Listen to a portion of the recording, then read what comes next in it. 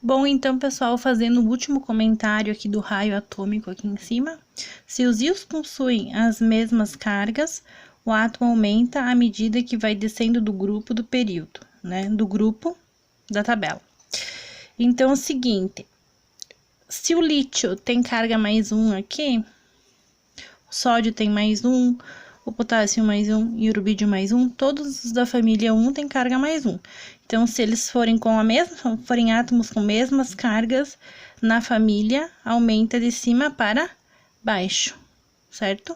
E no período, como eles vão ter cargas diferentes, ó, mais 1, mais 2, mais 3, menos 2, menos 1, como eles vão ter cargas diferentes, no período, daí ele aumenta da direita para a esquerda. Isso se eles forem íons, certo? Depois a gente tem o potencial de ionização, ou energia de ionização que se chama, né? Então, aqui diz o seguinte, a energia de ionização, né? Damos o nome, portanto, de energia de ionização, pois é a energia mínima necessária para retirar um elétron de um átomo que se encontra isolado no estado gasoso e no estado fundamental. Estado gasoso é o estado físico dele, né? Estado fundamental é quando ele é o elemento neutro, tá? Ok? Quando ele é neutro. Então, nós temos o seguinte, eu fiz aqui um esqueminha para vocês anotarem na tabela, tá? Aqui embaixo, ele diz assim, que em um grupo cresce de baixo para cima. No grupo ou família é a mesma coisa, tá? Grupo ou família é a mesma coisa. Então, ele vai crescer de baixo para cima, ok? Por quê? Porque se ele tá subindo, tá diminuindo o número de camadas que tem em cada nível. Então, conforme vai diminuindo o número de camadas que tem em cada nível, vai aumentar a atração. Ok? Então, a prof escreveu aqui, ó. Diminui o número de camadas, aumenta a atração. Se a gente vier para baixo, vai aumentar o número de camadas e aí vai diminuir a atração. Isso na família, tá? Então, aumenta de baixo para cima.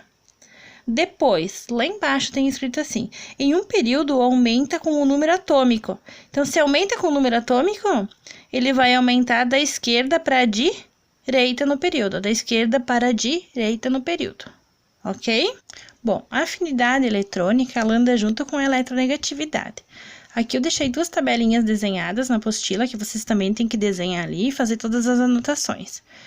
Que na família aumenta de baixo para cima e no período da esquerda para a direita. Na família de baixo para cima e no período da esquerda para a direita. Tanto a afinidade quanto a eletronegatividade, elas andam juntas. Então, aqui vamos dar uma lida aqui para vocês entenderem melhor. Assim como o átomo pode perder ou receber elétrons, porém, nesse caso, ele irá liberar energia. A essa energia é que damos o nome de afinidade eletrônica. Então, o nome dessa energia é afinidade eletrônica. Essa quantidade de energia liberada será maior quanto mais fortemente o elétron se ligar ao átomo. Então, quanto mais força ele vai, para fazer uma ligação química, se juntar com outro átomo, maior vai ser essa afinidade eletrônica. Então, nós temos o seguinte...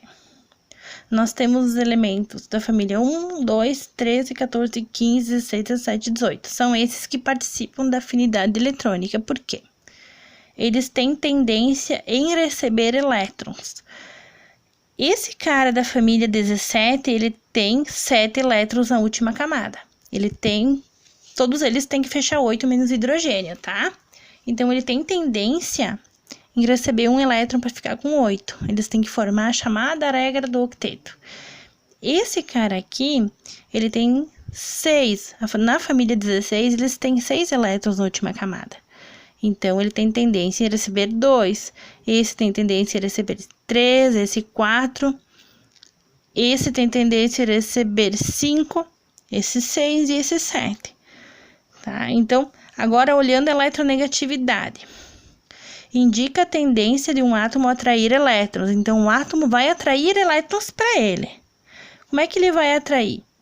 Se a afinidade eletrônica é alta, então aqui, ó, se a afinidade eletrônica é alta, ó, falando de afinidade dentro da eletronegatividade, é energicamente favorável que um elétron seja liberado a um átomo.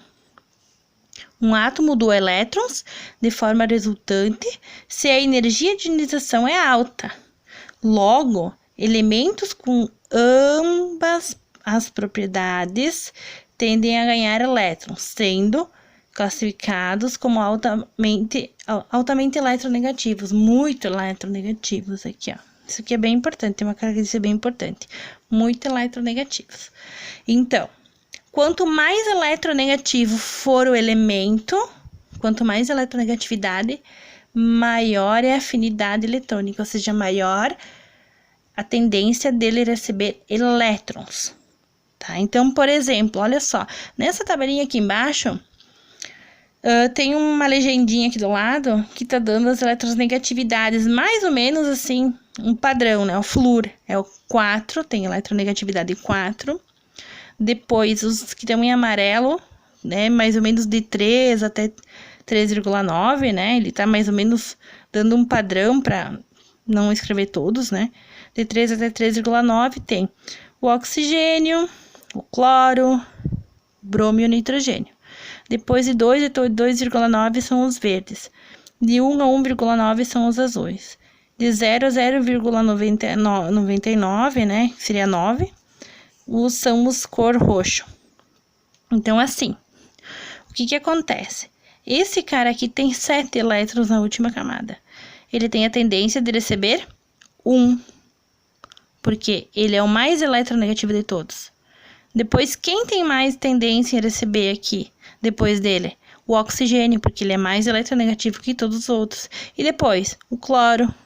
E depois, o bromo, o nitrogênio, dependendo da ligação que nós vamos fazer. Então, a afinidade eletrônica vai depender da eletronegatividade. Se ele for mais eletronegativo, quanto mais eletronegativo ele for, maior a afinidade dele receber elétrons, tá?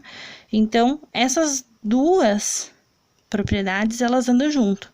Se ele tem maior afinidade, maior eletronegatividade, maior vai ser a afinidade dele em receber elétrons. Isso a gente vai precisar saber para o próximo conteúdo lá de ligações iônicas, tá? Então, você tem que saber o seguinte, ó. Na família, aumenta de baixo para cima e no período da esquerda para a direita.